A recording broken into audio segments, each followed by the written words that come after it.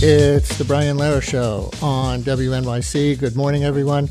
My team and I are taking a holiday season break today, and we're re-airing some segments from 2025 that we think you'll enjoy or enjoy again, lightly edited for clarity and time. So we can't take your calls today, but you can listen to these conversations on things like a proposal to pay grandparents for childcare, a new documentary on some of the New Yorker's cartoonists who happen to be women. You will learn and you will laugh with that one. And we start with Jelani Cobb and his reflections on this tumultuous decade. Here we go.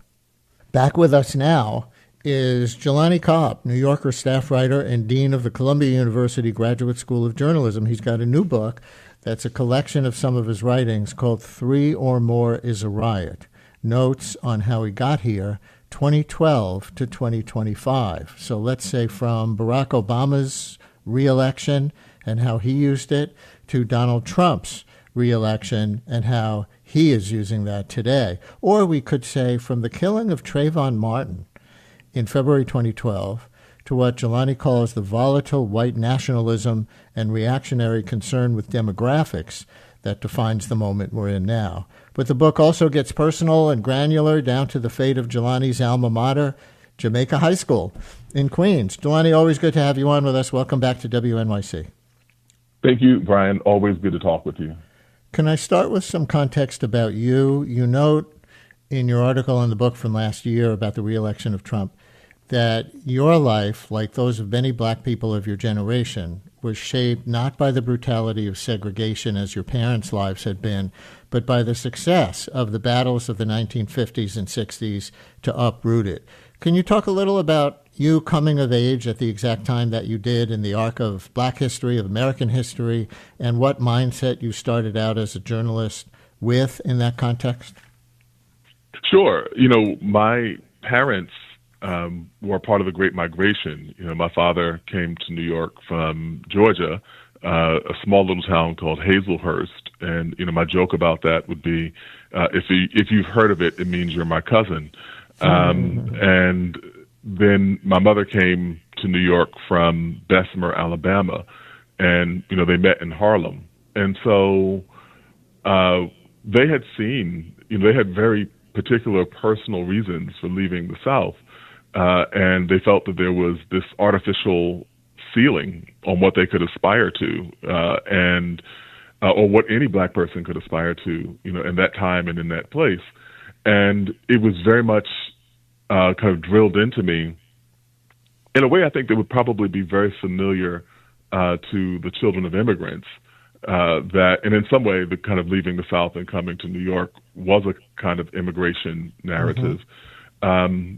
But it was very much drilled into me that, opportunities were very hard to come by. And if you have them, you have a chance to have a good education, you have a chance to have a good life. You have to be very serious. You have to take school seriously. You have to study. You have to work hard, and to make the most of those kinds of opportunities. And I think that was what, part of my adulthood commitment to public institutions was my gradual recognition of just how significant, quality public institutions were to my parents' ambitions and the ambitions of a whole generation of other parents who had those same sort of hopes for their children. And that's from the public libraries to public schools to all of the, even, the point public hospitals, mm-hmm. Things that we have pretty much kind of disregarded in many ways since then. So your first piece for the New Yorker in 2012 was called Trayvon Martin and the Parameters of Hope. And in fact, you call the whole first section of the book from 2012 to 2016, the collection of your writings from then, you call that whole first section of the book the Parameters of Hope. What do you mean by that phrase? I think, one, just structurally, I thought of the book, there are a couple of pieces from 2025, but really the bulk of the book covers 2012 to 2024. And I thought you could think of those three presidential administrations and then the kind of election that subsequently returned Donald Trump to the White House as kind of a three-act play. And, the first act was the Parameters of Hope, where we had this unlikely development, the first African-American president in the history of the United States. And he had campaigned on hope and change.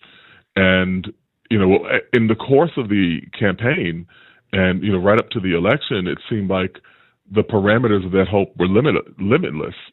Anything could happen. Anything was possible.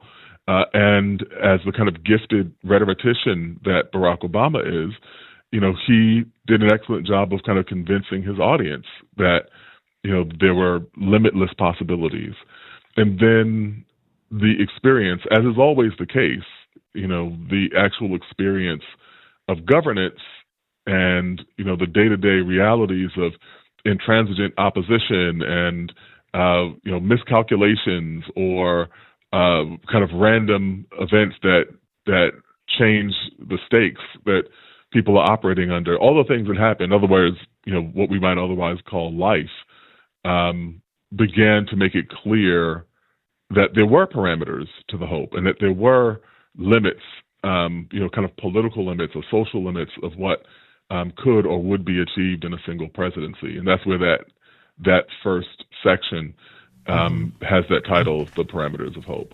And so in the epilogue of the book at the very end, you write that you as a person and as a writer who pondered the meaning of Trayvon Martin's death, that killing in 2012, you as a person then were fundamentally more optimistic than the one you were when you wrote about George Floyd nearly a decade later. Can you put that into more words? What were you more optimistic about 13 years ago? Is there more to that than what you just said about Obama?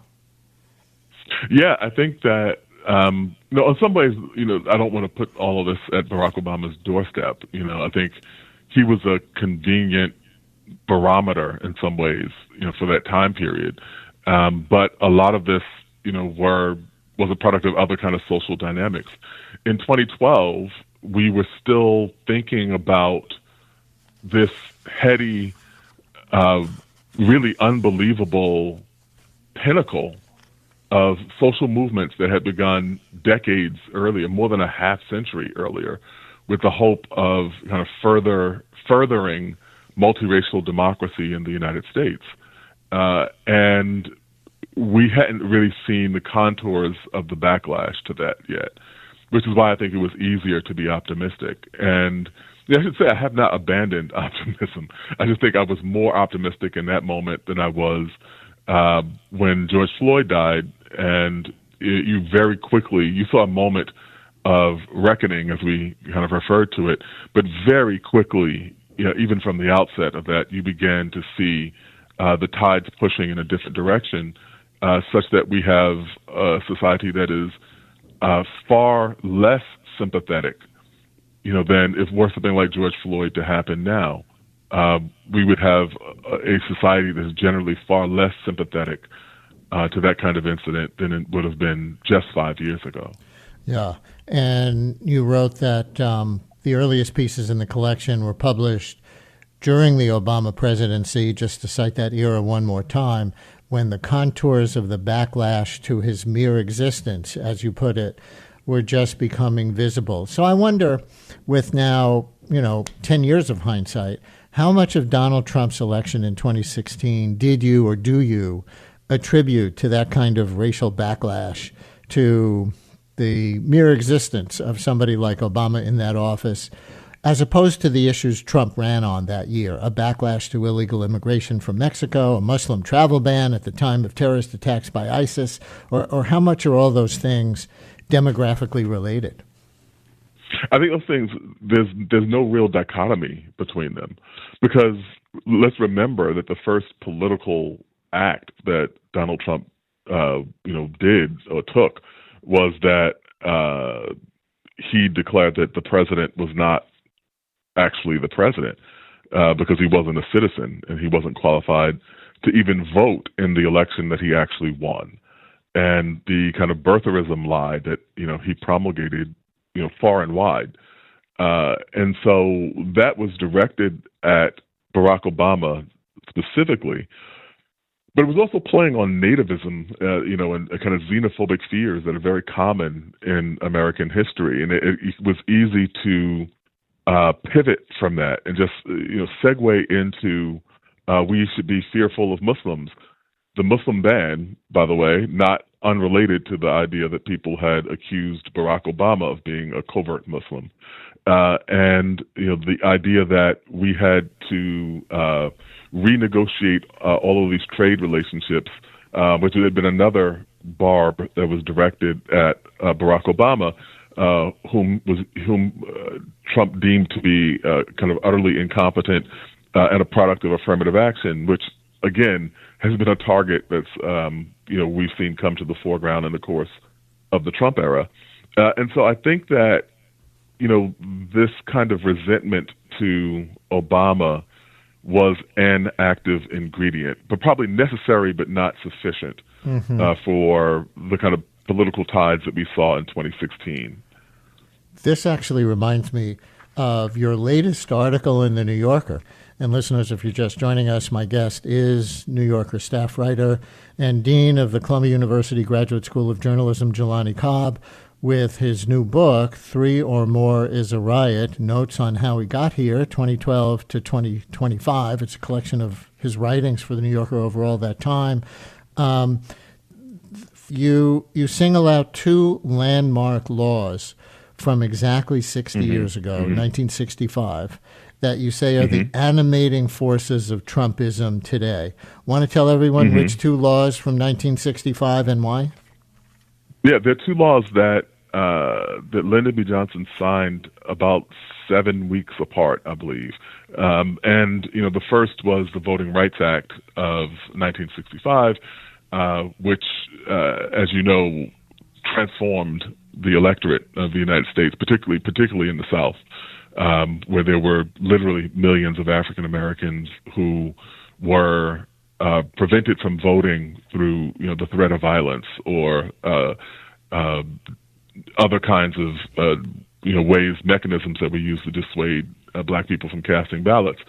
The other is the Hart-Sellers Immigration Reform Act, which got rid of the old and racist quotas that had prohibited immigration in any significant numbers from the Caribbean, from Latin America, from Africa, from most parts of Asia, and so on. And it changed American demography. The face of the electorate was changed by the VRA, and the face of the country itself was changed by the Immigration Reform Act. It's not coincidental that the kind of hot-button issue that we see now is immigration, and we're seeing ICE raids and people being targeted and deported, notably, overwhelmingly people of color being targeted in these ways, at the same time that the administration offers asylum to specifically white South Africans, not just any South Africans, but specifically white South Africans. We just saw about, I guess that was a month ago, roughly a month ago, the case heard before the Supreme Court that came out of Louisiana, which, if depending upon how it is decided, may eviscerate the Voting Rights Act even further as it relates to kind of the drawing of congressional districts. And I think that what this is about ultimately is trying to curate the demography of American power. And, in that context, I pulled this for this conversation after reading her book. There was a stretch in Trump's address to the United Nations General Assembly just this fall in September that I thought said the quiet part out loud about what this assault on immigration may really be about. Here's that stretch. What makes the world so beautiful is that each country is unique. But to stay this way, every sovereign nation must have the right to control their own borders. You have the right to control your borders, as we do now, and to limit the sheer numbers of migrants entering their countries and paid for by the people of that nation that were there and that built that particular nation at the time. They put their blood, sweat, tears, money into that country, and now they're being ruined. Proud nations must be allowed to protect their communities and prevent their societies from being overwhelmed by people they have never seen before, with different customs, religions, with different everything. So difference as a threat to all the countries of the world compared to the people who are already living there, even as he encourages white South Africans, as you point out, to emigrate to the United States. So did you hear that as I did at all, as saying the quiet part out loud about what this is really about, as opposed to, say, violent crime? Yeah, incredibly so, because the initial rhetoric in 2016 was around crime and people who had committed acts of violence and who were in the country without sanction, were not sanctioned to be in the country. And that had been something that people said, oh, well, you know, a person who's here, who's undocumented, you know, certainly shouldn't be committing crime, you know, here. And but that was a beachhead, because the real objection was to the fact that these people were here at all.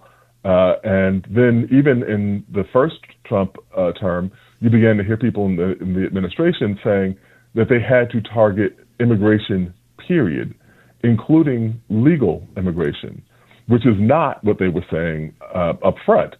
You know, it was kind of switching the terms that they were operating under. And then finally, we see the full kind of flowering of their contempt and saying this language, which is utterly nativist, you know, utterly xenophobic and racist, spoken by a person who married two women who were immigrants and was the son of an immigrant himself. But he's not talking about those kinds of immigrants. He's talking about the kinds of people who have been allowed to enter the country as a result of the 1965 Immigration Reform Act. Before you go, we have a few minutes left. Here's a text from a listener who writes, I saw Jelani in Brooklyn recently and was fascinated by his description of Queens and how its incredible diversity has been a trigger point for Trump.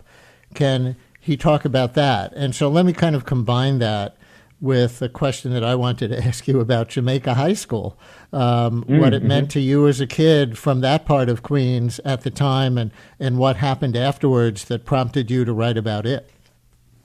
Oh, sure. You know, I'm a proud alum of Jamaica High School, which no longer exists. It was shut down a little more than 10 years ago, and then recreated as a kind of small schools, you know, within the old building. But when I graduated, class of 1987, you know, it was this perfectly heterogeneous, you know, cross-section of Queens. It reflected, you know, the fact that Queens had become the most diverse county in the United States. And I think it was, you know, 400 or some languages that are spoken in Queens. And, you know, the story that I tell about, you know, my understanding of my community is best understood through, you know, the Jamaica High School baseball team, which, you know, I was a right fielder. The center fielder was South Asian. Left fielder's family was, I believe, from Puerto Rico. The shortstop's family was from Nicaragua.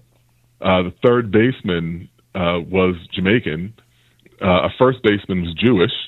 You know, we had this incredible kind of cross-section of people from all kinds of backgrounds. And we were there to play the sport that was the national pastime. That was my version of Queens, you know, for a person, you know, who was born in that time frame.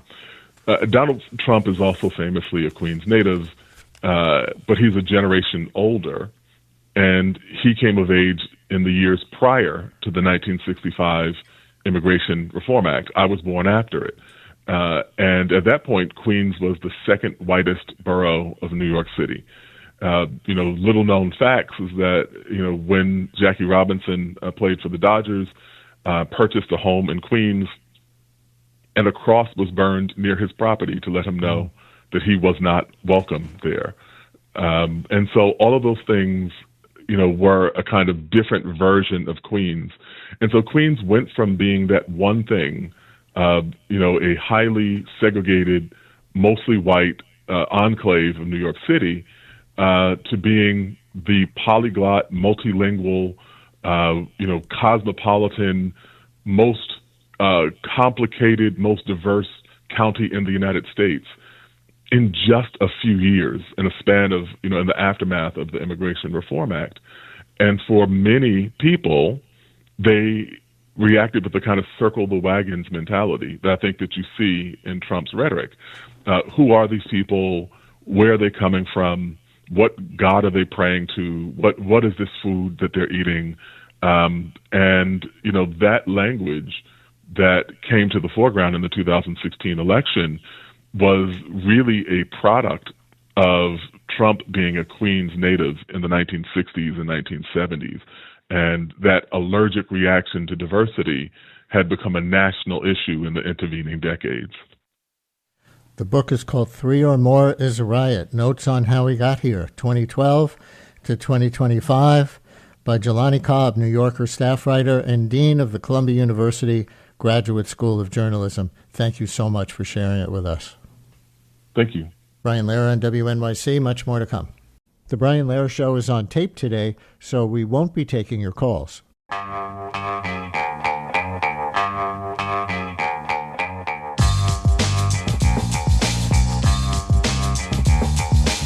Brian Lehrer on WNYC. Well, since the Supreme Court overturned the constitutional right to abortion, having children or not, more broadly, has become more politicized, from religious trad wives who model large families on social media to so-called childless cat ladies that slur from Vice President Vance. The message from the Trump administration is clear. Women should have more babies in America. But childbirth in the U.S. is as dangerous in some U.S. states as it is in countries with far fewer resources. A new report from the Commonwealth Fund finds that Louisiana, Tennessee, and Arkansas had similar mortality rates as El Salvador, Belize, and Azerbaijan.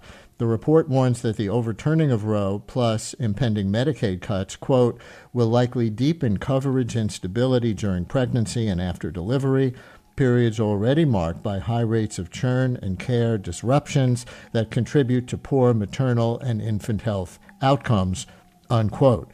Our guest now argues that the erosion of reproductive freedom post-Dobbs has made pregnancy dangerous for all American women. With us now is Irin Carmon, senior correspondent at New York Magazine. Some of you know back in 2015, she was co-author of the book Notorious RBG about Ruth Bader Ginsburg.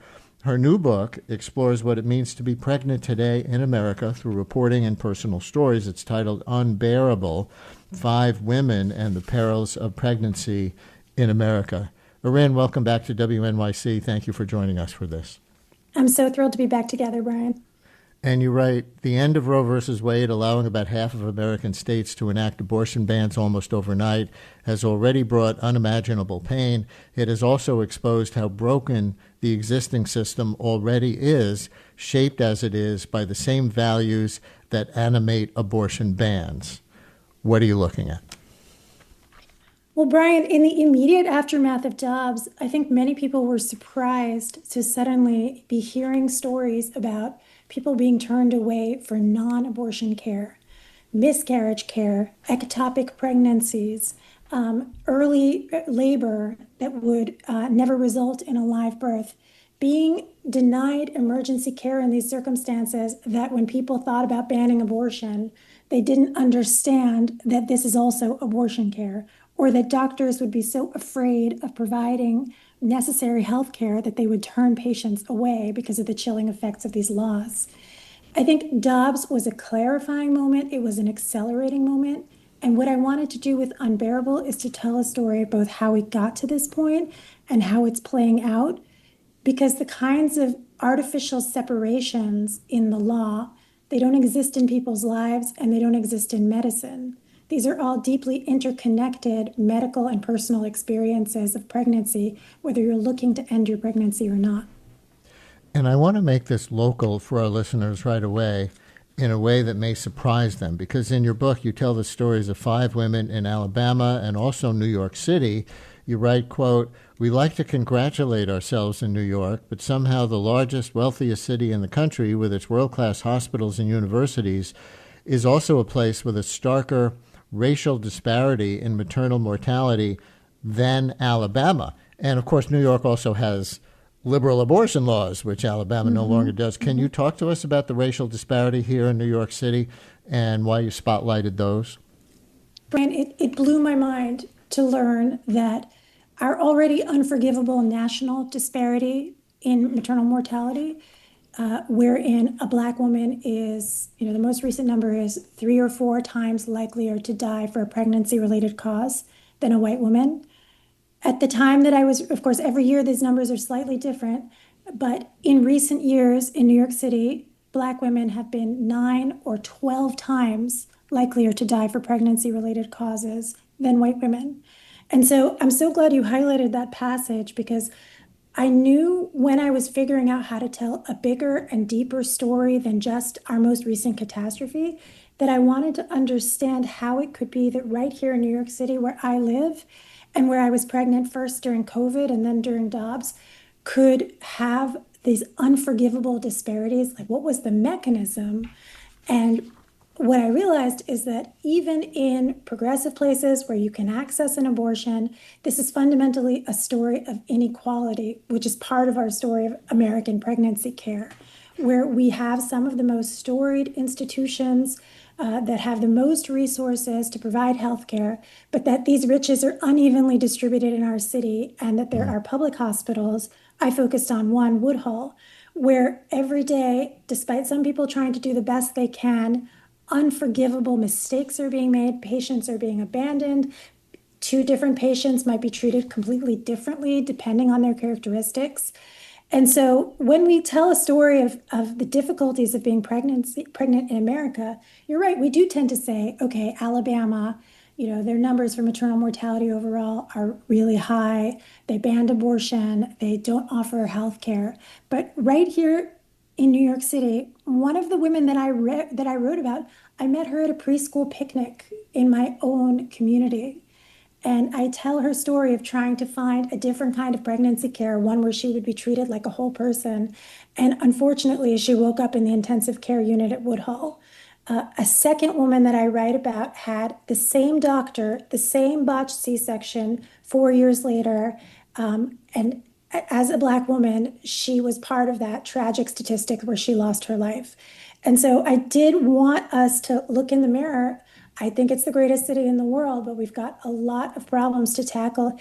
And all of these problems tend to show up at this moment of pregnancy where people are so vulnerable in what should be a joyful moment in their lives. But what's the message or the lesson from the experience of those 2 New York women, Maggie and Christine? You say botched C-sections by the same surgeon. So tell our listeners why that isn't just a story of one bad surgeon and something more systemic. I'm so glad you asked that, because I think we are all tempted to say, okay, there was a bad doctor and he can get fired and we can all move on with our lives. I want to be clear, these 2 women went to Woodhull Hospital because they wanted to be seen by the midwives who were known to provide a higher level of care in a community with a lot of needs and not a lot of resources. And they both ended up getting C-sections that the proper standard of care was not followed, where not only were their incisions not properly sutured and they internally hemorrhaged, but nobody noticed and it was not reported. And so in the case of Maggie, who is an artist from Canada experiencing our American system through the eyes of someone who truly cannot understand why it's like this, understandably, and her husband, Matt, are in this moment of crisis where he realizes that something's wrong and he's calling for help. Luckily for them, somebody came in time, doctors came in time, despite at first them being questioned and denied that something was wrong. But when Christine's partner repeatedly advocated for her throughout the process, he was not even allowed inside of the delivery room of the OR when she had her C-section, which she did not want.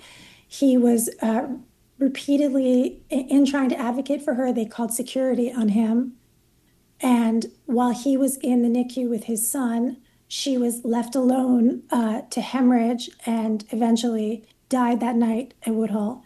And the treatment that he experienced afterwards. So again, one person, a Latino man with a Black woman as his partner, his fiance. When he calls for help, they call security. And he's not able to save her life despite all of his attempts.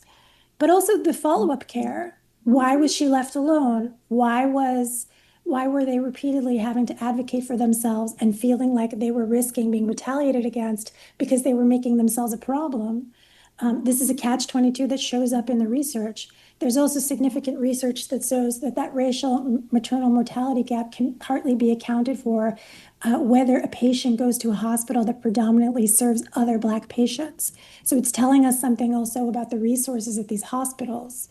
And so while both of them were treated unforgivably, the systemic issue here is both one of interpersonal racism and also a hospital that simply does not have the tools for when there is something wrong to respond to it properly. And, everything that Jose has experienced in the aftermath, fighting to bring home his son, fighting to get access to their shared apartment, fighting the hospital for answers, is a story of both racial inequality and how pregnant people are treated here. And the one thing that I will say is that as horrific and tragic as the story has been, if you read the book, you'll also understand that Jose has found himself in maternal health advocacy. And actually, after the book was published, he's since become certified as a doula and is just trying to make sure that these systemic issues and matters of interpersonal racism don't take another life as they did his partner.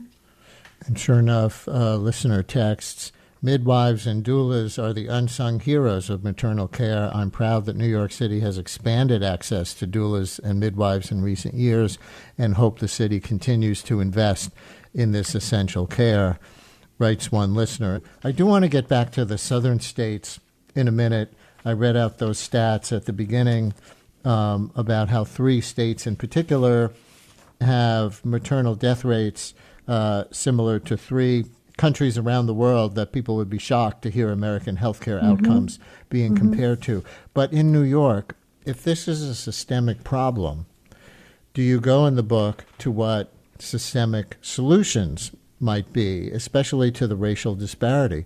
Because we've had now 2 mayors in a row, and we're about to have a third, and not even to dismiss previous mayors in this respect, at least in what they would say. But, Mayor de Blasio got elected as the inequality mayor who was going to fight inequality. Mayor Adams certainly was focused to some degree on racial disparities in all kinds of things. And I think that expansion of midwives and doulas that the texter referred to is an Adams administration policy. Now we have Zohran Mamdani coming in, who's obviously running to improve conditions for the working class, as he frames it, to reduce all kinds of disparities, certainly health outcome disparities. What's the systemic answer if word of whatever you say can get back to Mayor-elect Mamdani?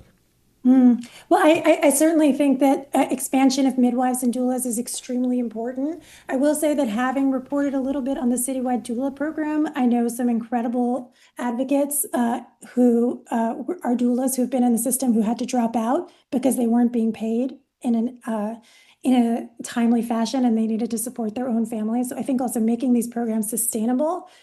Midwives provide much of the same care that obstetricians do, but they're reimbursed for less. So it's often an economic problem providing access to this kind of care. Somebody just said to me, I just did an event with a midwifery practice, ULA, where I delivered my second child. This idea of everyone needs a midwife and some people need a doctor too. I think expanding access to that as the threshold of your care, making sure that people have access to healthcare before they become pregnant to address any kind of underlying health issues that they have. But some people are going to need medical care, they're going to need surgery, they're going to need emergency care. And I think the hospitals in people's communities are failing them when it comes to that kind of critical care. The doctors there are paid less. The staffing ratios are more challenging. Many people quit during COVID. Many people were put on, long night shifts. In the cases that I wrote about, they were put on night shifts when the doctor in this story was 72 years old and had just been hospitalized for COVID. So I think actually giving them the resources that they need when they need to provide advanced care, because it shouldn't be that people have to leave their community just to not be, end up a statistic. Chloe in Washington Heights, you're on WNYC with Irin Carmon. Hi, Chloe. Wanted to give my perspective on this as a midwife who works in a hospital that serves almost exclusively patients who receive Medicaid. I just wanted to, provide that perspective because a lot of people don't know this, but midwives are the primary care workforce in the public hospital system, serving low-income patients, doing the best that we can with very little resources and even less institutional support, including abortion care. So I would love to see these conversations include the input of midwives because I find that they rarely do. Here you are. What would you like to add? No, I just wanted to highlight the fact that, like you mentioned at Woodhull, there are midwives who are really on the front lines, really, and I know many of them personally, trying their best to deliver the very best, safest, and most respectful care. But, it's just little resources and little support for our work, little understanding for our work, and also the pay is not very good either. Thank you for your work and thank you for your call. Anita in Queens, you're on WNYC. Hello, Anita. Hi, Brian. So I participated in a documentary several years ago, exactly mirroring the book, where two families tragically lost family members because of the lack of care and attention. And I feel like we're screaming into the void because we've been talking about this for so long, and there's been some progress, but as the author points out, it depends on where you are, what you have access to. I currently have a daughter-in-law who's expecting for the first time, who had to go to the emergency room the other day, and it's a part of Georgia that I'm terrified because the attention, the experience, to me, is a window into what I'm afraid for. The lack of access, the lack of, care, and all of that. So it's absolutely terrifying to me. Anita, thank you very much. Disturbing as that is. And as we start to run out of time, Irin, I did mention in the intro that new report from the Commonwealth Fund, and she talks about Georgia, obviously a southern state, report that finds Louisiana, Tennessee, and Arkansas had similar maternal mortality rates to El Salvador, Belize, and Azerbaijan. Obviously, just, an incredible outrage in a country with the resources of the United States. Yes, and in the Alabama chapters of the book, I lay out some of the challenges. I write about a heroic obstetrician who's trying to partner with midwives and open up a birth center in the former abortion clinic once Dobbs makes it impossible for her to provide abortions there. But the barriers just to providing access to safe birth in a so-called pro-life state are significant. We have our own set of challenges here in providing this kind of care. In Alabama, expensive real estate and regulatory challenges are not the issue. The issue is the doctors have a monopoly on birth and they don't want to give it up. I think that there are, and we're also, as you mentioned, on the precipice of many people losing access to Medicaid. There's a pregnancy carve out technically, but we understand that somebody is a person before they become pregnant who deserves access to health care. I always say that although the book is called Unbearable, that the unbearable does not have to be inevitable. Pregnancy is inherently a time of both vulnerability and power, but there are so many mechanisms in the United States where we choose to take that power away from the pregnant person, and we leave them in dangerous situations at a point where what we need is support. And so these are all intentional choices. They show up differently depending on where you live. And by the way, to the caller who's worried about her daughter, all week I have been hearing from people who are saying that they're specifically choosing not to have children because they're so concerned about the healthcare environment in this country post-Dobbs getting even worse. So at the same time that you have the Trump administration telling people to have more babies, RFK called it a national security threat that people are choosing to have fewer babies. Patients are being abandoned at a point where they might otherwise undertake this. This is a choice. I want to play, before you go, one clip. You can't put a soundbite in a book, but we can pull it on the radio, something that you referred to in the book, because you tell the story of Dr. Yashika Robinson. This is a clip of her in 2022 in a House Judiciary Committee hearing about abortion access being questioned by future House Speaker Mike Johnson. Johnson speaks first. Do you support the right of a woman who is just seconds away from birthing a healthy child to have an abortion? I think that the question that you're asking does not realistically reflect abortion care. In that scenario, would you support her right to abort that child? I won't entertain theoreticals. It's not a theoretical, ma'am. You're a medical doctor. I am a medical doctor, and that has never happened. And Dr. Robinson, we should say, provides both abortions and maternal care in the South. Why did you reference that exchange in the book? The question he was asking had nothing to do with making any pregnancy safer, having any healthier outcome. The barriers that a doctor faces trying to provide reproductive health care, whether it's abortions for as long as it was legal or safe births where the patient is respected and heard, are so significant. To then show up and have the powerful members of Congress use you as a kind of like rhetorical, target. It's just an added disrespect at the same time that they're telling people to have more children.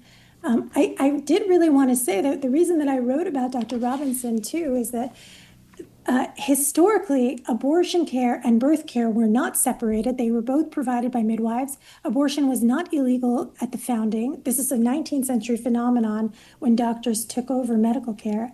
And I wrote this book because when Dobbs was handed down, after my entire career of covering abortion rights and the court and as how it plays out in the country, I was 8 months pregnant, and I was reading, just as I was listening to Mike Johnson, I was reading Sam Alito describe what he thought a pregnancy was by quoting the Mississippi law, by saying, at this point, this happens, at this point, this fetal development happens, and the unborn child has taken on the human form in all relevant respects, is what he quoted. And I looked in that decision, and I could not find a single mention of the reality of being pregnant in America. Even for me, as a joyfully pregnant person, what it was doing to my body, my very bones, it was leaching my calcium, it was changing the shape of my eyeballs and my feet. It was putting me at great risk of death, as you say, commensurate with countries that have far fewer resources than we do. And instead, that burden and that transformation were completely erased. And I hear that same disrespect in Mike Johnson questioning someone who, after all, is trying to provide care to their patients regardless of what kind of pregnancy care they need.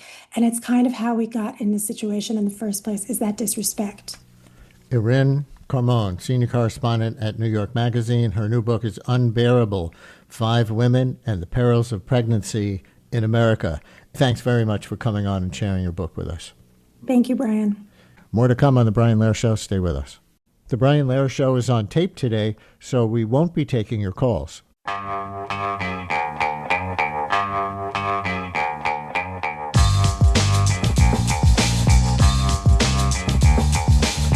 Brian Blair on WNYC. Now we'll look at one solution to the child care affordability crisis that might seem obvious to people living outside the United States in many cases. Pay grandparents. What? Yes, pay grandparents.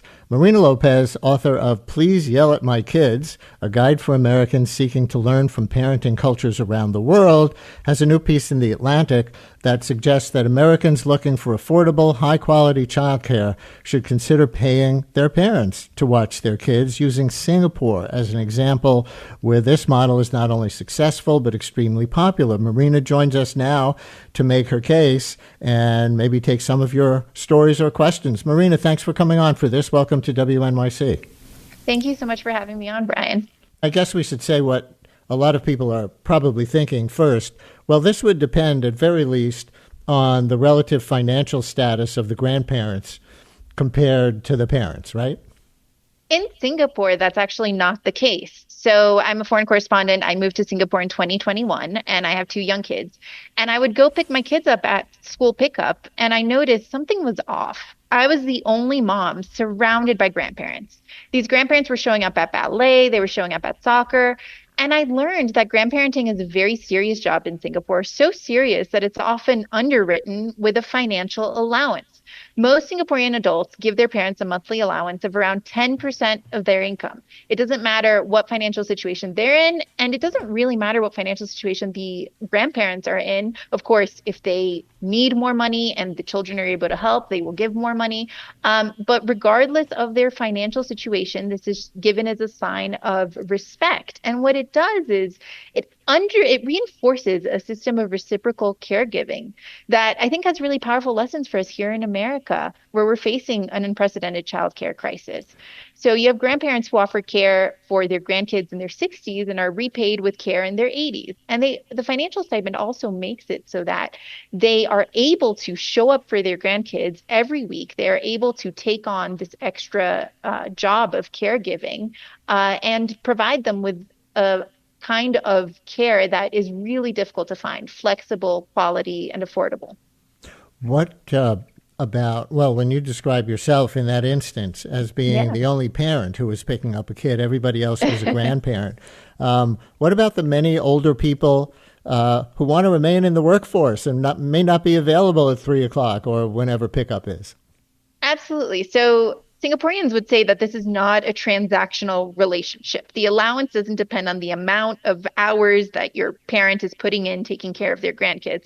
However, I found that even grandparents who have jobs, who want to stay in the workforce, find ways of helping, whether it's helping with homework after school once they're home from their jobs, helping to take the kids on the weekends so that the parents can have a break. So they try to fill in as many hours as they possibly can, contributing to the household by taking care of the grandchildren. Does the Singaporean government provide financial assistance to families for child care? Because that's the debate in New York City and elsewhere in the United States right now.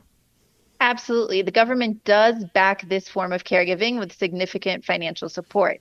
Families who want to live within 2.5 miles of a grandparent qualify for a housing grant, and that's worth $15,000. And working mothers who rely on grandparents or other family members to help care for their children are also eligible for over $2,000 a year in tax relief. So they're underwriting this relationship and this kind of familial support with government help. And that makes a huge difference for families who might not be able to afford to move closer to their grandkids, or for, adults who wish that they were able to care for both aging parents and children closer together. Here's a grandparent whose interest I think you have piqued. Sharon in Brooklyn, you're on WNYC. Hello. Hey, Brian, love you. I am a grandparent, and I take care of my granddaughter. My daughter is a principal in the middle school, and I am committed to helping my daughter by taking care of her child. And it's a win-win situation. It keeps me fit, alert. I also feel that my daughter could not make it. I mean, women cannot work without childcare, especially after school. They just can't get there to get the child. So I think it's a win-win situation because I love taking care of my granddaughter, and she loves me taking care of her. But it's costly. I have to do meals. I have to do pick up and drop off, so that's transportation costs. So you know what? When the government realizes that women need child care assistance to begin with, then we'll have a thriving community. So you're putting it on the government, but are you now going to go home to your daughter and say, you know, I heard this woman, Marina Lopes, on the Brian Lehrer Show, and she said maybe you should be paying me to take care of the grandkids? Well, see, you know, my daughter pays me in various ways. Uh-huh. She knows she couldn't make it without me, and I don't require monetary. I just tell her when there's a need, when I need to go food shopping, you need to go with me. I'm feeding your child. Uh-huh. Okay, she takes care of me, and I take care of her. I don't think it's about the money, Brian. It's about a legacy of care that we need in our children. That it's falling by the wayside, and we're paying for it. The guns, the violence, the kids are running wild after school. They need somewhere to soft land. Very eloquent, Sharon. Thank you very much. Marina, what are you thinking listening to that call? That's a beautiful sentiment, Sharon, and I think a lot of people in Singapore would echo that as well. It is about the legacy. And what we find is exactly what you said. The benefits here are, they ripple out throughout the family. So of course, parents get, reliable, flexible, affordable childcare. Children get love and a closer bond with their grandparents who they might not see as often. And as you mentioned, grandparents are able to stay fit, use their minds, stay active, and of course, get to know their grandchildren. Now, if you're not comfortable with, a monthly direct deposit in your bank account, if that feels like too much of a financial transaction in a relationship that's, supposed to be more about love, I completely recommend what Sharon said, creating a system where you can ask for help when you need it, whether that's asking for your daughter to accompany you to a medical appointment, asking for help with major purchases. I've seen people in Singapore do this as well. Asking to go along on vacation, asking your kids to pay for your vacation to go along with them.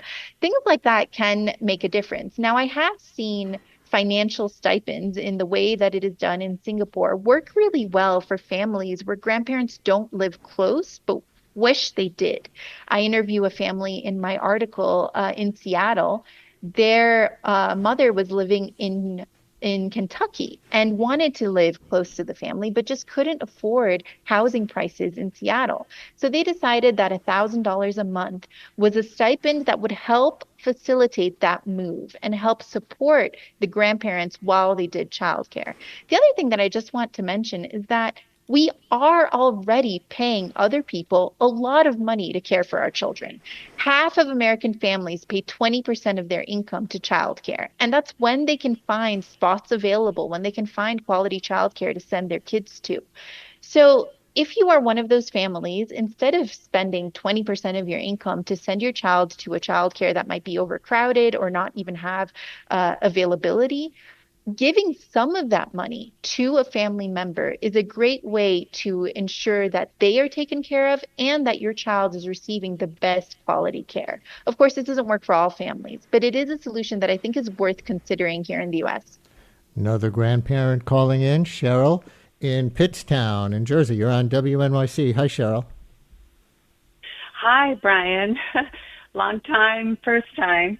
Thanks for taking my call. Glad you're on.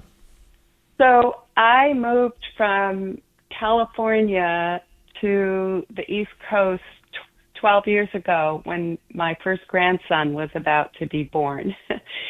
My daughter is my only daughter, and I didn't want to be on the other coast from her when she and her husband were starting their family, and I have been here ever since. And I've played a big role all along, especially when the second child came along very close to the first one. I had been working the first year that I came. I took early retirement so that I could be close by and help my daughter with two babies just 16 months apart. And so that's where we've been. And I ended up they were living in Brooklyn at the time. I ended up, when I retired, moving to Brooklyn. And I really relate to how there could be some financial assistance. My interest was piqued when I heard your guest describe how there were subsidies for housing in some of these situations, because that was my biggest challenge. I suddenly went on retirement to my Social Security only, and I was paying market rent in Brooklyn.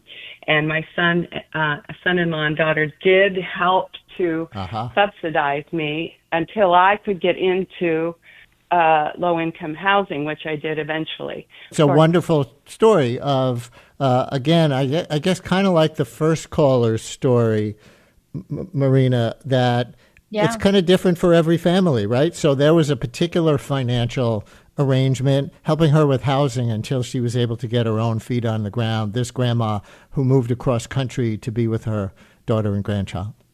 Exactly. And I think a lot of this labor is already happening. We know already that more than 40% of grandmas see their grandkids weekly. A lot of that time involves childcare. And so I think making that labor visible and acknowledging that it is work. Taking care of two young kids is a lot of work.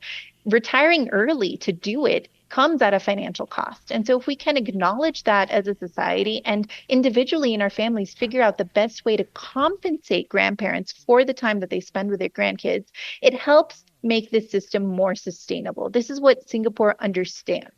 This is a system that can work for a lot of families if you put in the financial underpinnings to make it sustainable.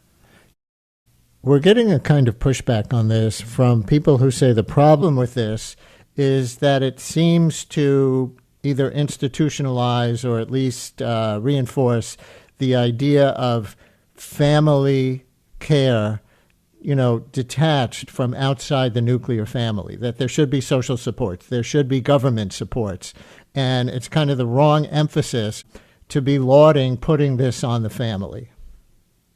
I would say that this definitely should not be on the backs of families alone. We are not meant to do this by ourselves. However, the reality on the ground is that Americans are relying on their families for help. We need more help than we're getting. There is a childcare crisis in play today. And so for a lot of parents, the choice is not between, sending their kids to a subsidized daycare or a free government program or keeping them home. The choice is between quitting their jobs or sending them to a grandparent for help, right? A lot of families do not have a plethora of options here when it comes to childcare. And I think acknowledging that is part of the solution. We need to see what the situation is on the ground, subsidize what we can to help families that have these types of arrangements in place. And then, of course, build up a public option for families that don't have grandparents close by, that can't rely on their families. This isn't a solution for everybody,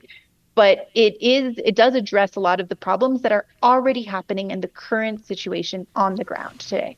And so as a last question, let me go to sort of, the culture of depending on nuclear families versus or maybe in addition to what you write about in the article, which probably goes to the deepest difference in this context between American culture and Singaporean culture, which was the example you were using, what you call an entrenched culture there of filial piety. What does that mean? In Singapore, children view the relationship between their parents as a relationship of honor. Grandparents have a place of honor in society. Part of the way that you honor their role is through these financial allowances. You are showing your gratitude for the people that raised you by making sure that they're provided for financially, making sure that they also get to go on vacation, making sure that they can afford their appliances, etc. This is something that is so entrenched in Singaporean culture that it is nearly universal there. So many grandparents get these allowances. Of course, in the US, one of the things that I love about American culture is our emphasis on individualism and independence. And I think that can work really well until you have children. We see that the system of depending solely on the nuclear family for support once you have kids is not working. Parents are burnt out.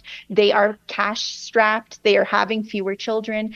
And so if you want to create an environment where you are supporting parents, part of that is going to require a change in culture so that parents can also feel like they can rely on their extended families, in addition, as I mentioned, to government support. Turning to your extended family for help is not an admission of failure. It is the way that children have been raised for generations. We were never meant to do this alone. We were always meant to have a village. And so I really encourage parents to recreate that village, whether it's with biological family, if that's available to you, whether it's with chosen family, or whether you are able to string together public support for raising your children. And one more piece of pushback from a listener, and then we're out of time. Listener texts, I find this conversation kind of frustrating. Who is this article for? I find it hard to believe that people aren't figuring out anyway how to find care for kids, including from family members. They are finding care for kids from family members, but crucially, that care is often invisible financially and in terms of acknowledgement. And so this is for people who either are considering asking grandparents for help or already asking grandparents for help, but have not thought of the financial element that might support this kind of framework. You need to be able to make sure that the grandparents in your life are able to do this sustainably. Part of that involves making this care visible. And the financial piece is something that I think needs to be included in the conversation here in the U.S. And we leave it there with Marina Lopes, author of Please Yell at My Kids. We should talk about that concept, to say to other people, please yell at my kids on another visit. But her new piece in The Atlantic suggests that Americans looking for affordable, high-quality childcare should consider paying their parents to watch their kids. Marina, thanks so much. Thank you. It's a Best of Brian Lehrer show on tape today, so we won't be taking your calls.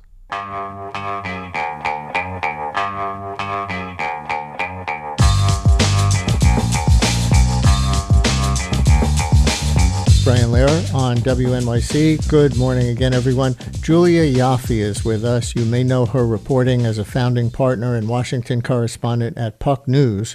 She now has a new book, chosen as a finalist for the National Book Award before it was even in stores, with a surprising history of how Russia, of all places, led the world in feminism until it didn't. Yes, there's a parallel with what's going on in the United States right now, but the path to a global right-wing merger of retrograde sex and gender roles was very different in the last century of Russian history than it's been here. It's really interesting. The book is called Motherland, A Feminist History of Modern Russia, from Revolution to Autocracy. Julia, always great to have you on. Congratulations on the book, and welcome back to WNYC. Oh, my goodness, Brian. Thank you so much. Can you start, as you do in the book, with your own family history of 4 generations of women in your family practicing medicine? How far does this go back, and what was the context of how that got started? Well, my mother is a doctor. Her mother was a doctor, a cardiologist. Her mother was a doctor, a pediatrician. I had 2 great-grandmothers who were doctors, another great-grandmother who was a PhD in chemistry and ran her own lab and wrote scientific papers in the 1930s. My other grandmother was a chemical engineer who oversaw the lab at the water purification plant that provided drinking water to parts of Moscow and the Kremlin. And what I kept encountering was that Americans who would hear this lineage would say, wow, that's so extraordinary. And I think in an American context, it is absolutely extraordinary. In a Soviet context, it is not. In the Soviet context, 70% of doctors were women. Women had been working full-time since the 1920s. They made up over half the workforce by the time the Soviet Union fell apart, and they were heavily represented in the sciences and engineering and STEM professions that in the U.S. are considered male-dominated. And the context of how that happened is what the book is about. It's me trying to explain to an American and a Western audience, while frankly learning about this myself, because in 20 years of learning and writing about Russia and the Soviet Union, I didn't know this history either. I was not taught it, and it was not readily accessible. But the context is a very radical socialist social experiment that when the Bolsheviks seized power in 1917, they sought not just to remake the Soviet man, but they wanted to make a new Soviet woman and a new Soviet society where women were emancipated, where they worked and where they parented like the men did, where child rearing as well as domestic labor were collectivized, and where women were initially given a tremendous amount of rights: no-fault civil divorce in 1918, paid maternity leave in 1918, child support, free higher education, legalizing abortion in 1920. 1920. That was amazing to read in your book. Yeah. And then the secondary question is, what happened? How did Russia go from a country that produced women who thought nothing of being a doctor or an engineer, to and where women thought nothing of picking up a gun and going to join the fight against the Nazi invasion in 1941, where there were all female bomber regiments. Going from that to a population of women that want nothing more than to marry rich so they can be stay-at-home wives and mothers. So hold the story of how it all went bad for a minute and talk about one of the names from history that may be worth saying out loud, and tell me if I'm mispronouncing it. Alexandra Kollontai? Mm-hmm. Yeah. Who was she? So she was a very prominent revolutionary that was originally not on Lenin's side and then switched to his side in 1917.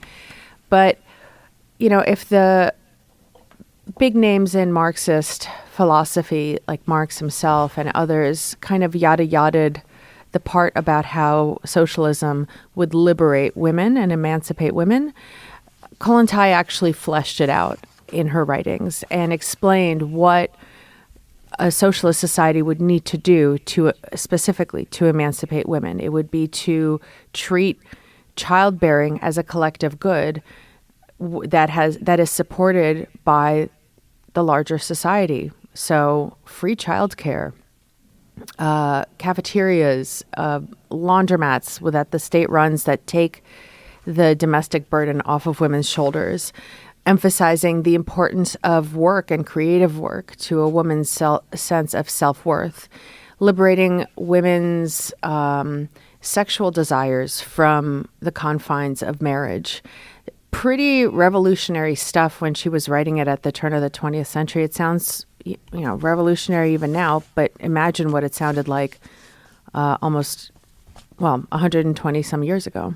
And tell us a little bit more about how that fit into the Bolshevik Revolution of 1917 philosophy. We usually hear about it as an attempt that eventually went very bad to erase class distinctions, but so many people will only be hearing for the first time through your book and through your book appearances like this that they also set out to erase gender. How did the two go together? It wasn't so much that they set out to erase gender. It was that they set out to erase the disparities in how the genders were treated. Yeah, I said that wrong. Gender that's okay. That's okay. Yeah. So basically, the idea was that the family, the bourgeois nuclear family, is the building block of a capitalist bourgeois society, and at the time they were writing about a time where women entered into marriage mostly for economic reasons. They couldn't really work on their own, and so to be able to feed themselves and have a roof over their head, they went from their father's house to their husband's house. Whether they wanted to be married to that person didn't really factor into it. And some of the early socialists wrote very movingly about how it wasn't all that different from prostitution, and that a sex worker or prostitute could stop. She could, say, okay, I don't want to do this anymore, or I no longer want to sleep with this client. A woman in a bourgeois marriage in the 19th century couldn't readily excuse herself from the arrangement. She would be destitute, and divorce was almost impossible to obtain. So one of the first things that the Bolsheviks, they also felt that, I should say, that to get rid of capitalism and this kind of bourgeois arrangement, they had to get rid of this basic building block. And so what they went about doing was liberating women from the confines of, 19th century of these arrangements. So taking the divorce and marriage away from the church, making no-fault civil divorce very easy to obtain, freeing women from needing their husband's permission to do everything. And I see free higher education for women as well as men. That's why I just mentioned that. But free higher education, so a woman could get, and also erasing the distinction between legitimate and illegitimate offspring. A woman could get child support from a man she suspected of being the father of her child, even if they weren't married. She would get paid maternity leave. I mean, these are reforms in 1918. We're still fighting over this here today. Yeah. They just instituted this in 1918, and they also they said all women have to work.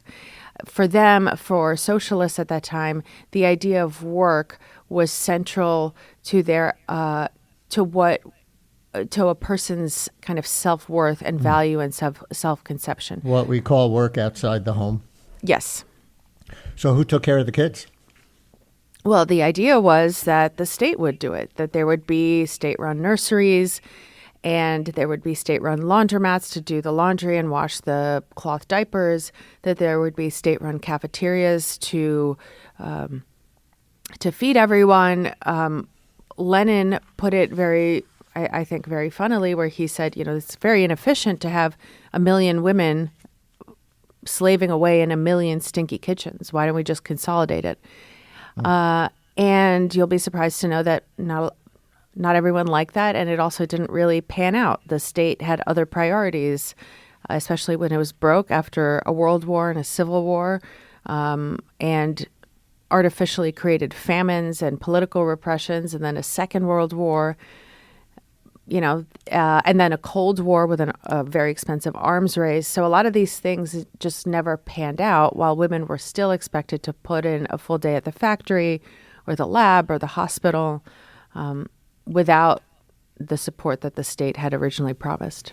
If you're just joining us, my guest is Julia Ioffe, usually Washington correspondent for Puck News, and we're talking about Julia Ioffe's new book, Motherland, A Feminist History of Modern Russia from Revolution to Autocracy. So how did it start to go bad? Maybe you were just giving us an inkling of that, because the actual take care of the family collectively piece didn't get fully implemented, because that's right. It started to go bad way before Vladimir Putin, right? Yes, there's that part where the state just had other priorities, and at the same time, the men at the top, because once the Bolsheviks seized power, they stopped being so egalitarian, and they were quite egalitarian when they were in the underground, and basically the stakes were very low. But once they seized power, they were like, okay, let the men take care of this. And women very quickly disappeared from positions of power. And the men had other priorities and were themselves quite traditionalist and conservative in their view of the family, of gender. They didn't like all the stuff that Kollontai was writing about. She was soon exiled. And they didn't love this. So they didn't put the policies reflected that. They also needed women to keep working, because they kept killing the men, and they were building an industrial state, and at breakneck speed. What took Britain or the U.S. 100 years to build, they were trying to do in 5. They needed all hands on deck, but they didn't build the nurseries, they didn't build the laundromats, they didn't build the cafeterias. Food was always scarce, clothing was always scarce. And then after World War II, women were also expected to have more babies, and for that, the state doubled down on this kind of traditionalist view that many held at the top but didn't really put into policy. After World War II, they really were like, your first role is as a mother and a wife, but you have to keep working. And so Soviet women in addition to being pressed into reproductive service and just productive labor outside the home, they also had to run households full-time by themselves that lacked the mechanization and conveniences that their peers had in the West. There were no dishwashers. There were no washing machines. Oftentimes there were no refrigerators. It was hard to get food. A lot of times you had to go forage in the forest or wait in endless lines just to get something that passed for meat so you could make a soup for your family. Child rearing fell exclusively on the women. And so by the time the Soviet Union was falling apart, women were exhausted. They were exhausted of carrying this double, triple burden and carrying their entire families, their country on their back. And there was a sense of like, can we just, if you're telling us that our primary role is as wives and as mothers, can we just do that part and let the men do the other half? Because we are exhausted of having to do everything all at once as if it were our only occupation. And Stalin imposed, did you say this already? Stalin imposed a tax on not having kids? Yes. So in 1944, this was actually a program designed by Nikita Khrushchev when it was becoming clear the catastrophic human losses that the Soviet Union suffered in World War II, most of whom were men. There was a state project to, as they called it, replace the dead.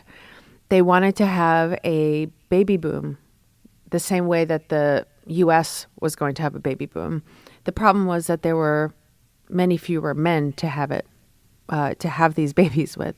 So the state created all kinds of legal and social categories, like the idea of a single mother, trying to take away the social stigma that came with being a single mother with a child born out of wedlock, and incentivizing women who were not married to have as many children as possible. So people who did not have children had to pay a tax. If you had one child, you paid a little less. If you had two children, you paid a little less. And then you only stopped paying it if you had three children. So you replace the mother, the father, and you add one person into the state's coffers, as it were. Khrushchev also borrowed this idea from Nazi Germany of giving military-style medals to mothers for having astronomical numbers of children. So the top was 10 children or above, and you would get a kind of medal. Vladimir Putin has recently reintroduced this idea. Have you told Vice President Vance about this? Maybe we would have it here. I'd like not to. Maybe your last couple of answers have started to neutralize this, but we're getting a few texts that go something like this. Here's one. Maybe Brian should read a few real-world books regarding the success rates of communist countries. I believe the citizen death toll is about 100 million between 1900 and now. So for people who had heard the very beginning of this and thought that you were glorifying the history of Soviet Russia... Oh, goodness, no. You're really not. No. I mean, if you read this book is a tragedy. This book is not a success story. This is not a triumphalist history of the Soviet socialist experiment. This book is a tragedy. And what I've heard from a lot of readers is that there are many parts that are quite painful and hard to read because it does document how deeply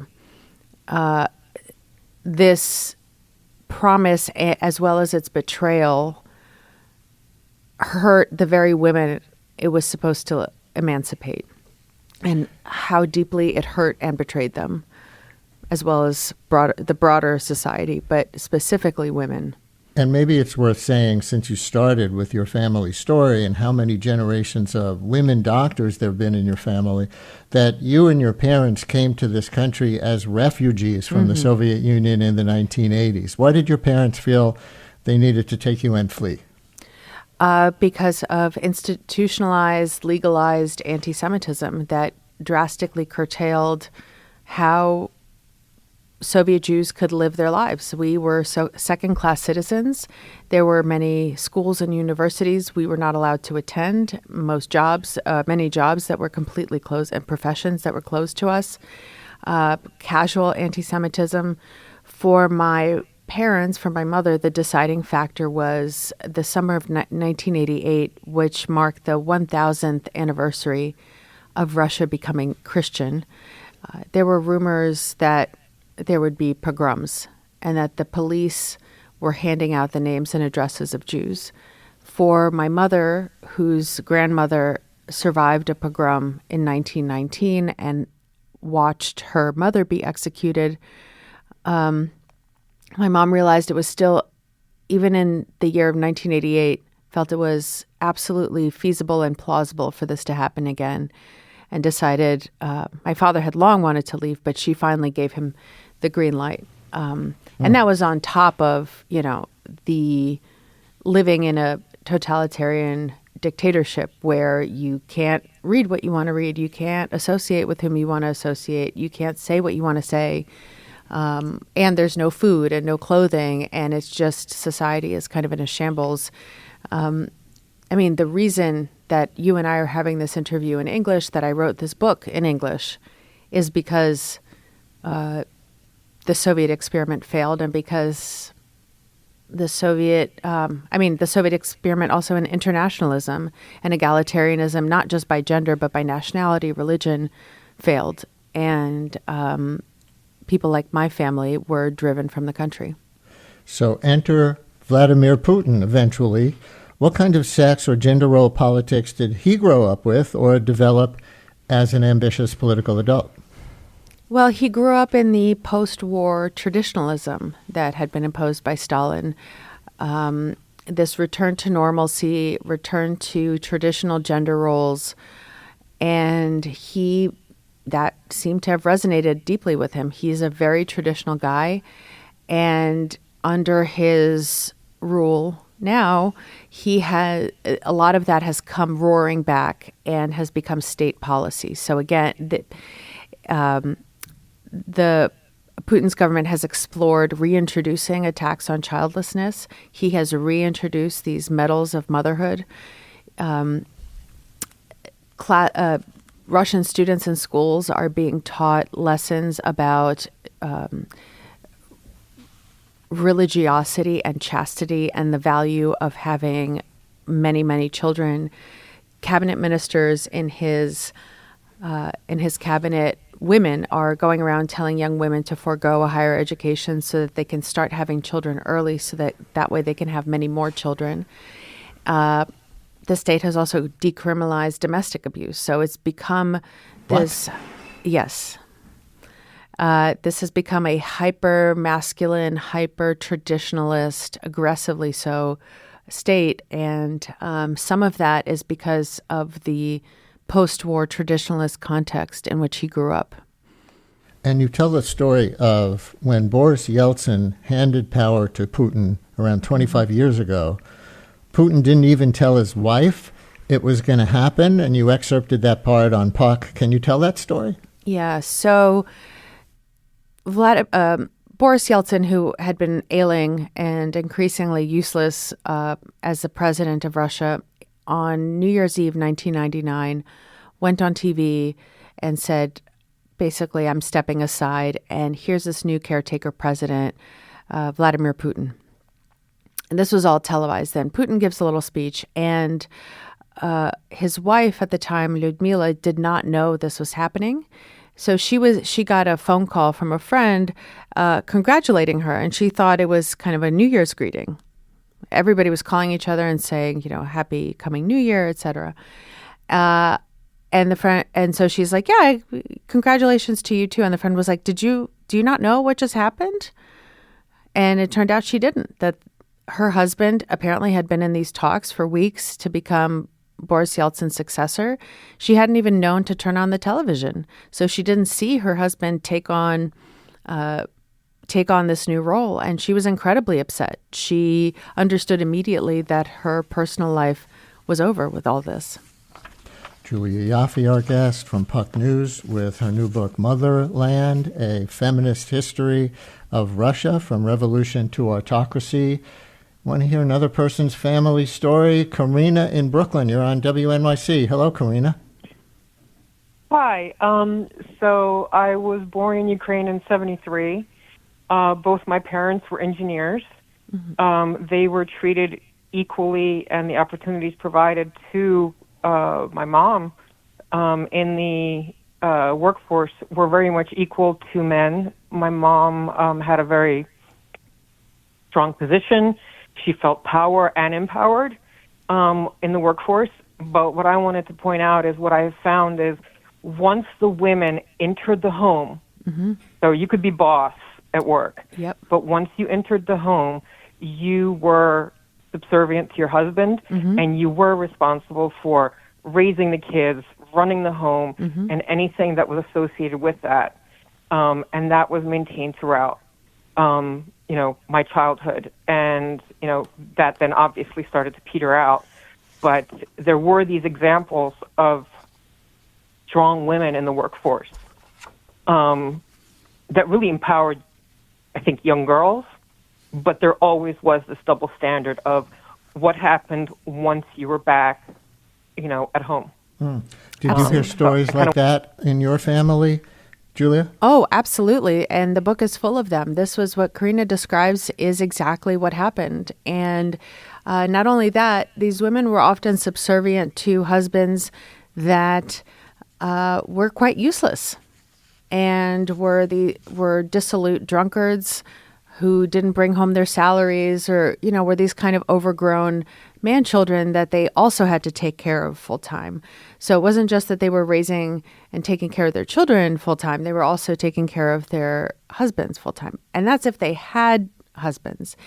There was this very, very strong pressure after the reforms that Khrushchev and Stalin introduced in 1944 on women to get married.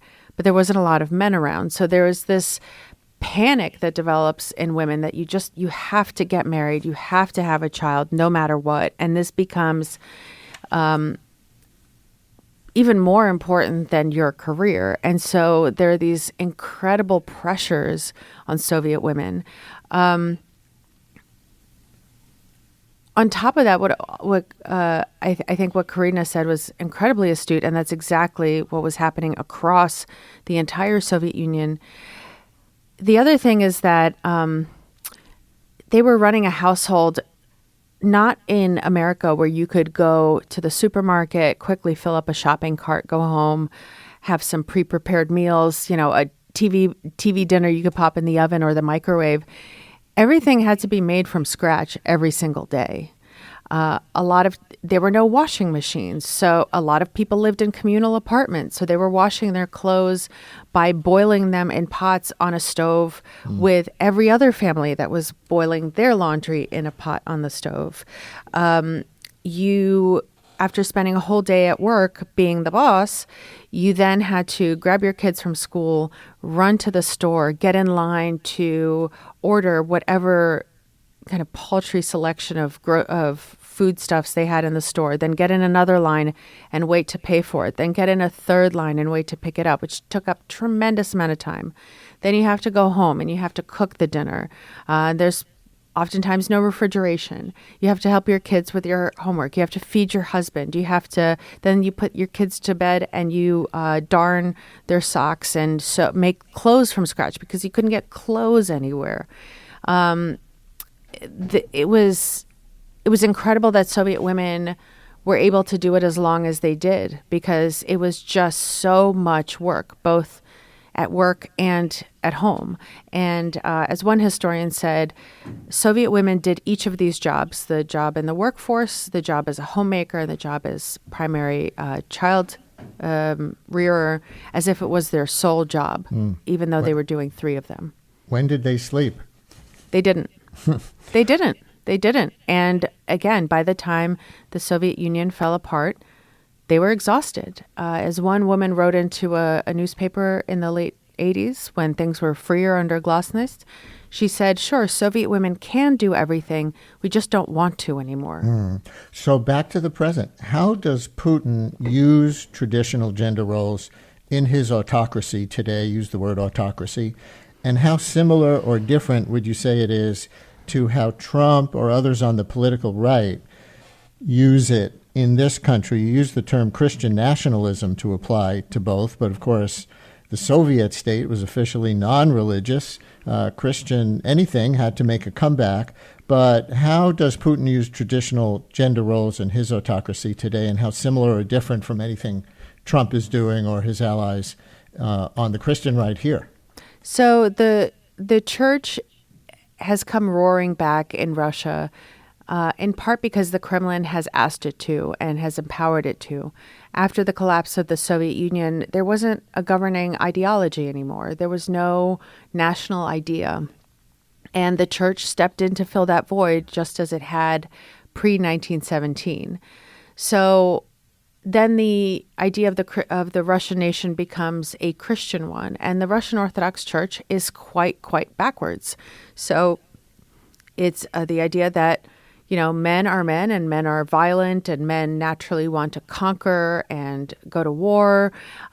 Women are women and they should be subservient to their husbands, and their primary role is to be a mother and a homemaker and to have as many kids as possible. Of course, for Putin, that suits him quite well because he needs more and more people as he sends more and more people to die in trying to take over Ukraine. And so there had also been this kind of hollowing out of masculinity under the Soviet Union, in part because so many men were killed and traumatized and alcoholism took off. Now, in the recruitment ads for the Russian military, because the Russian military just needs more and more and more bodies, they really play on this idea of the defeated, emasculated man and say, you know, get off the couch, pick up a gun, and go be a man. Go fight in Ukraine. Do this for your women. Protect your women. We hear a lot of this similar rhetoric, kind of violent, patriarchal traditionalism here in the U.S. This idea that that gay people are psychologically aberrant.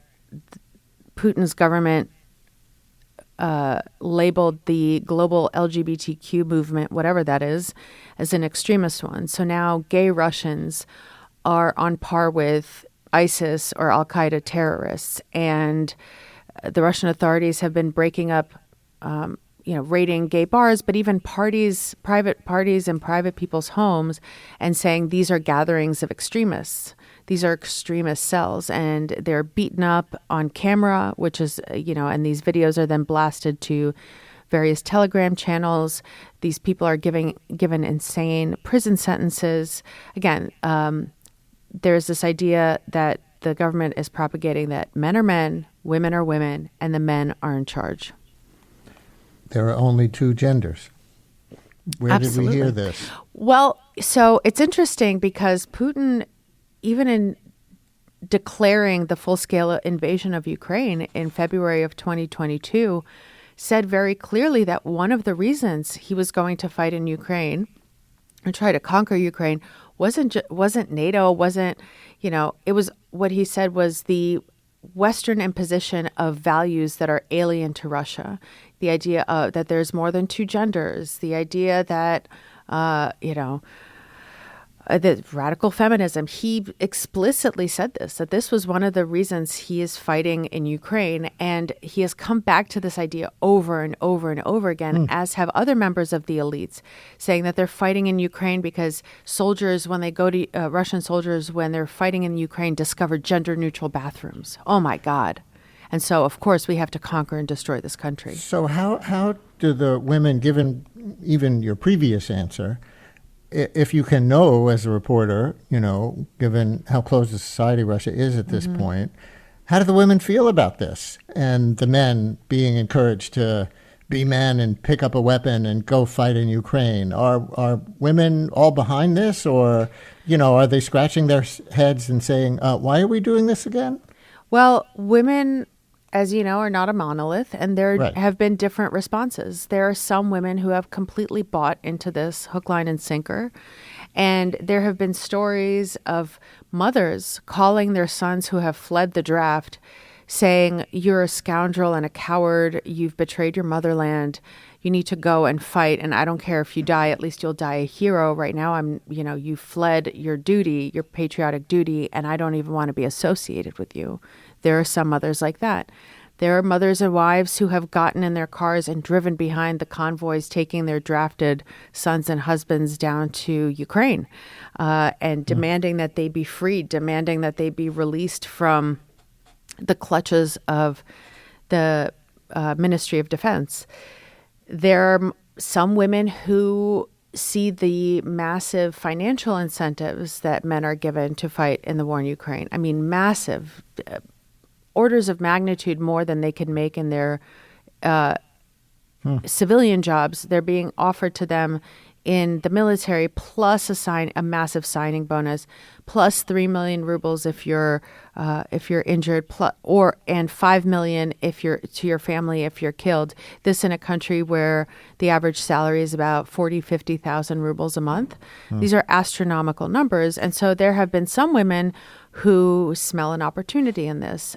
There was a real estate blogger, influencer who went on a podcast, and somebody asked her, if I'm a young woman in my 20s, real estate prices are so high, how can I buy my first apartment? And she said, well, find a man, marry him, and then make him sign up for the military, get shipped to Ukraine, where he'll inevitably get killed. You'll get this 5 million ruble payout, and you can buy an apartment. She, of course, got in tremendous trouble, but there are some women who see it as a financial opportunity. And there are others who have gone out and protested and risked their own safety and liberty to protest their sons and husbands being sent to fight in a senseless, bloody war. Julia Ioffe, founding partner and Washington correspondent for Puck News, is now the author of the book Motherland, A Feminist History of Modern Russia, From Revolution to Autocracy. Congratulations on that, and thank you for sharing it with us. Thank you, Brian. Thank you for having me. Brian Lehrer on WNYC. More to come. The Brian Lehrer Show is on tape today, so we won't be taking your calls.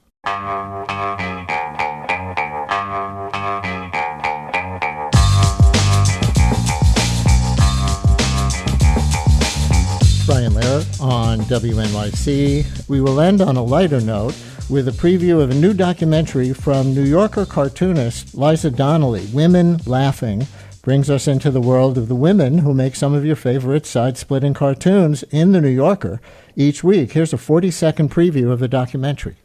Back when I started in the 1970s, there were just 4 of us among the dozens of male contributors.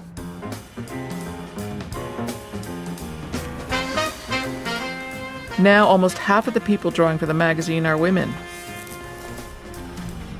We're all freelancers, working separately, mostly in solitude, in our studios,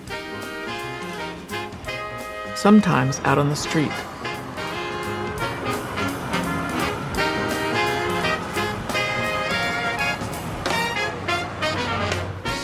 But not today. With me now today is Liza Donnelly, writer and cartoonist at The New Yorker and the author of Very Funny Ladies, The New Yorker's Women Cartoonists, 1925 to 2021, and the Substack Seeing Things. Hey, Liza, welcome back to WNYC. Hi, Brian. Thanks for having me. It's so great to be back. So the documentary opens with your story. Mm-hmm. Remind us, how did you first get into drawing cartoons at a time when, per that preview, maybe not that many women were being hired to do that? That's right. I started drawing to make my mother happy, and I was really shy, so it was a way to be by myself and just draw. And just kept doing it. Once my mother laughed, I just couldn't stop. And my classmates laughed. And so I submitted during college to The New Yorker. I found myself attracted to The New Yorker in part because it had political cartoons in it, and I was a political animal even at a young age because I grew up in Washington during Watergate, and I I just wanted to be a cartoonist. I didn't think about my gender at all. And there were four of us. You just mentioned working alone. As I guess most cartoonists do. You sit there at a desk and you draw and you write captions and you think, what's funny? But you and the other women you spoke with in the documentary, besides working in solitude for the most part, apparently got together for this. So why did you want to gather everyone together? I thought it'd be fun. The camaraderie of cartoonists has been strong as long as I've been submitting to the New Yorker. And I thought my whole idea for this film, which I co-directed with Kathleen Hughes and the producers Judith Mizrachi, wonderful, wonderful people. My idea initially was to have it be about the creative process. So I wanted to talk with my colleagues one-on-one. That's how we started. The film has sections where it's one-on-one, talking with them and drawing with them. So we're sitting across from each other, this big piece of paper in front of us, and we're just drawing and doodling and talking about why we do this crazy thing, and what's it like to be a woman in this business? Does it make any difference? And then I thought, well, we should have everybody come together, and we got access to the Algonquin Hotel. So thanks very much to the Algonquin Hotel. They were very generous in giving us space and a round table. So 10 of us sat around the round table and did the same thing, talking and laughing and teasing each other and drinking wine and drawing. So it just this movie, Brian, is a lot of fun and it's joyful, but it also has some serious elements to it. We'll play another clip. Now, this is just 20 seconds. We're going to hear Amy Huang first, followed by Sarah Akinter-Inwa. Here we go. Amy first. A lot of things about being a woman can be negative. Like there are problems. Yeah, there are problems. And they make great cartoons. I just think women are the funniest. We're the funniest gender, to be honest. Do you agree with Sarah? Are women the funniest gender? I don't want to disagree with her, but both genders are funny. But she goes on to talk more specifically about what she means, and that she believes that for women it's become, or it has been, a coping mechanism, and as is true with humor and many other demographics, using humor to. And right now we're using humor to get through the politics that's going on. So, do you have any favorites of your own that you would describe or mention the caption of, or of some of your colleagues? When you asked me that question, all kinds of cartoons flooded my brain, and I don't know how to choose. Well, let's say it doesn't have to be. Let me reframe the question so I don't make it a favorite. Just one that comes to mind. Two come to mind of mine. Is a woman on a swing. I use the swing metaphor a lot in my drawings. And she's on the swing swinging, and she's saying to a little boy or a little child, I don't know if it's a boy or not, she's saying, fun can happen to adults too. My cartoons are pretty quiet. And then the other one is, that was a New Yorker cartoon, and the other one is not a New Yorker cartoon. And it's, again, a woman and a young person. I don't always just do that, but the little girl is looking up at her mother, and she's saying, Mommy, what did you do in the war on women? Which, if you remember, was a phrase that was in the news 10 years ago. It was actually being used in the news cycle. So those are just two ideas, two of my cartoons. Well, are there topics or types of humor that you feel you can explore as a woman cartoonist, or just that were previously overlooked in the magazine that you and your colleagues brought to it? Oh, yeah. I mean, not me specifically, but my colleagues, the younger ones, are branching out into topics that were not previously covered in the New Yorker or anywhere that, in my time in this business, and things like menstruation, menopause, and dating from a woman's perspective. So it's not like men and women have different senses of humor per se, but we have different experiences in the world. So we're going to draw and write about how we are moving through the world, which can be different than how men move through the world. So, yeah, looking up something else, I was flipping through a few old New Yorkers recently, and one back from 2001 had a cartoon in it that caught my eye since I knew you were coming on, and I don't know who the cartoonist is or if it's somebody that you knew, but it says it's two women speaking at a bar, talking to each other, and one of them, I guess, talking about a relationship, says, "Sex brought us together, but gender drove us apart." Yeah, that's Barbara Smaller, who is a friend of mine. Yeah, yeah. See, so this. I guess I wondered if a man would have written that would have come up with that cartoon. I mean, maybe, but maybe less likely. Maybe. I mean, there's some men drawing great feminist cartoons, but in terms of our experience, only we can draw about that. Yeah. Another one was a woman with a cat. This is from a decades-old New Yorker. A woman with a cat going to the municipal offices and saying, "We'd like to register for a domestic partnership." I don't know that one. That's great. And I would have to pull it out and see if I can read the signature of who the cartoonist was. But I thought, oh my goodness, if that was today, it would be so. It would either be out of touch or it would be relevant with J.D. Vance and his childless cat ladies poking fun at him. Mm-hmm. Yeah, no, I mean, cartoons can they can be timeless, but they can also miss the mark. I mean, not miss the mark, but lose relevancy or be offensive after 10 years even. But I love how cartoons can make people think differently, and it's somebody said to me recently. It was Heather Cox Richardson. I did a panel with her. I did a one-on-one with her and the historian, and she said that cartoons they stay in the realm of reality a little bit. When they adjust slightly, if they twist reality slightly, hopefully you'll understand what the point is. You'll get the joke, but it'll make you think, oh yeah, I hadn't thought of it that way. So humor's great that way. Cartoons. Emma in Manhattan, you're on WNYC. Hi, Emma. Hi. Quick question. Do you have any advice for older women who have been in the business? They have had their illustrations and cartoons published kind of maybe back in the 90s or the early 2000s.